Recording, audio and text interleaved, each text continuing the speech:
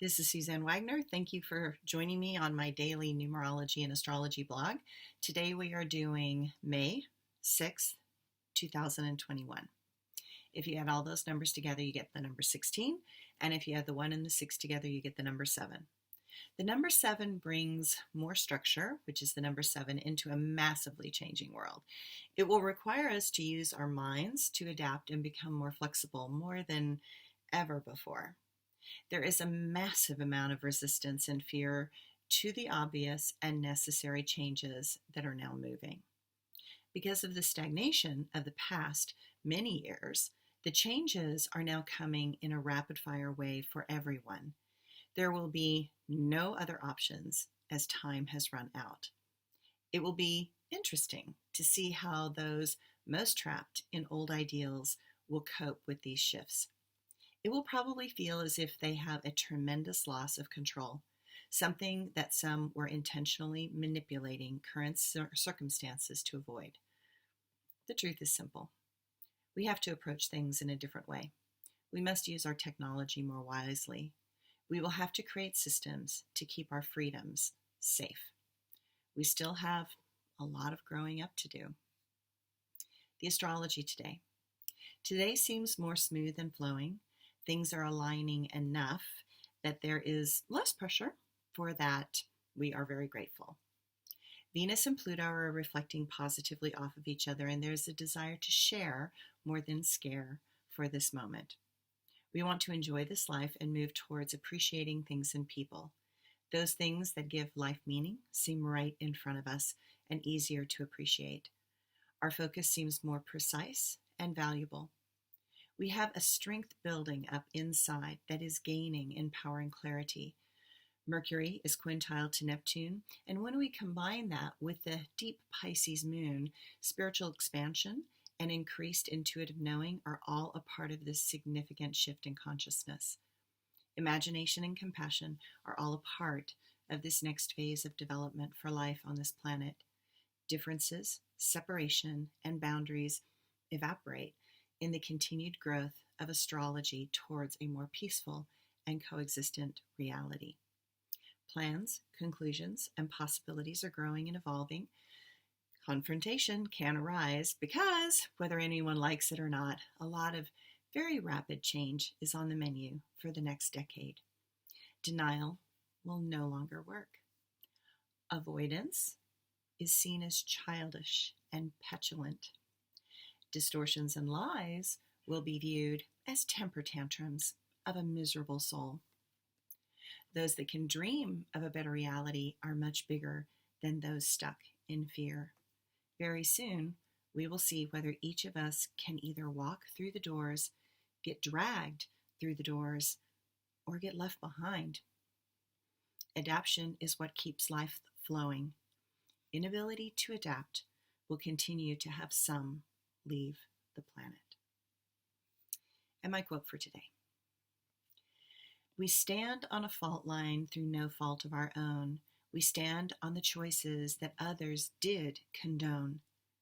Do you stand for the continuation of what we have now? Or do you stand behind your ancestors that did not allow? I will not let the efforts of the past go to waste. I will not allow the good to be displaced. I will yell at the top of my lungs. I will repair these ancient ladders' rungs. I will stand only for what serves the greater good. I refuse to die without saying that I stood up for a world that was collapsing all around, stood for principles when others knocked them down, stood for the truth when others choked out a lie to not rock the boat, stood up for what was right when others wanted to gloat. I have not always been so brave, but I am not able to lie. But I have been able to know the difference between a demon and an ally. And my blog for today. For some reason, I was reflecting on a beautiful, bright pink dress that I bought when I was a dancer in Santa Fe around 1984. I think I am nostalgically reflecting on that dress because it was so well made and the fabric was lush and hearty. These days, even when you buy something, the fabrics break down within a year, they pill and they lose their shape, they feel cheap and unremarkable. Common seems to be the theme, even in designer clothes. I mean, who says putting the seams on the outside is a designer statement? I mean, really, right?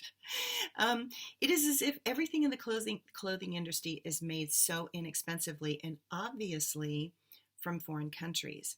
Even the fabric making companies have left this country in droves, and now clothes just don't have the same feel as before. I buy things online, and even online, when they arrive, they just do not look like anything that that you want to advertise. Or even like what they are advertising. It's tremendously disappointing. But that dress from Santa Fe was very expensive at the time. It was $120, which was a lot of money when my paycheck was only $380 per week as a dancer back then. But it was worth it. The fabric was strong and the color was fabulous, and it had complex pleating, which we never see anymore. It fit like a dream. Again, something that doesn't happen anymore. Everything sort of falls on you. It's sort of like just sort of lays there, right? I wish for the days when America made the fabrics. I wish for the days when cheap was not considered acceptable. I wish for the days that I could put something on and feel beautiful, and I knew that I could keep that dress for decades. And I did keep some of them for decades.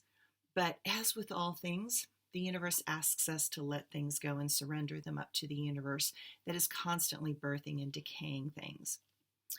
A dear friend asked to borrow that dress for an event. I was more than willing to allow her to use the dress. It was an awesome dress. But I forgot to tell her that it needed to be dry cleaned. Again, just another thing that has gone by the wayside in favor of throwaway clothes. Like, where is there a dry cleaning store? They're like disappearing. Out of kindness and courtesy, she washed it in hot water, and the fabric color faded. The brilliance was gone, the sheen was gone, and with it, the beauty and the wonder. So I gave the dress away to another who loved that more faded look. It was still an amazingly well-made dress, but clearly the color was what made it so special to me. I hope for another time in the future where we can reclaim the manufacturing specifics that used to make our country great. Pray for a world where the meticulousness of great sewers is honored as an art and repaid as something of value. I wish for a world with less stuff, fewer things, but finer things. Materialism has gotten out of control. We do not need so much stuff. My mother has kept all of her clothes from the past. She has a large closet, but not one that's insanely big.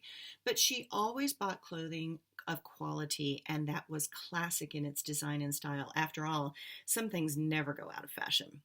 She does not buy clothes any longer, not for years, because she hates the fabrics, the color, the shape, the style, and I have to agree with her.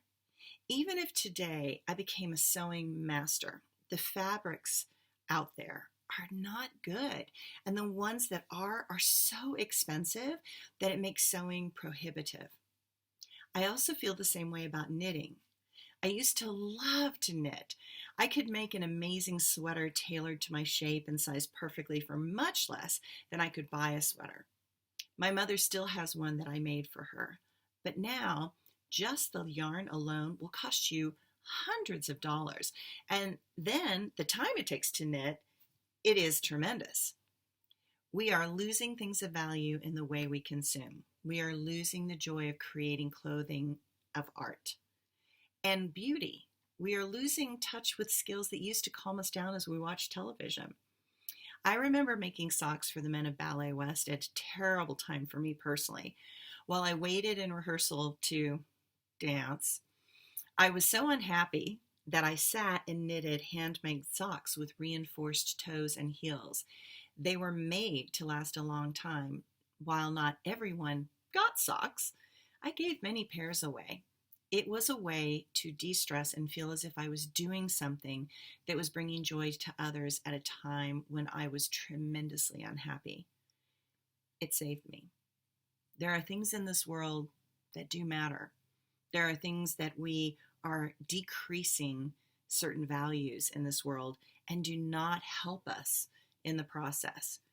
We are losing sight of something that has been intensely human for millions of years, creating and making things that are useful and necessary. I wish to find a way back into a pattern that will be life affirming and support the powerful creativity that is what humanity has always been about. I may or may not see it in the future, but I can tell you that I am looking for things that are made with heart and soul, have quality and color, and have a way that makes me smile when I see and touch them. Who knows what will come next? We value electronics more than how we dress. Especially after this pandemic, I still like to look and feel good.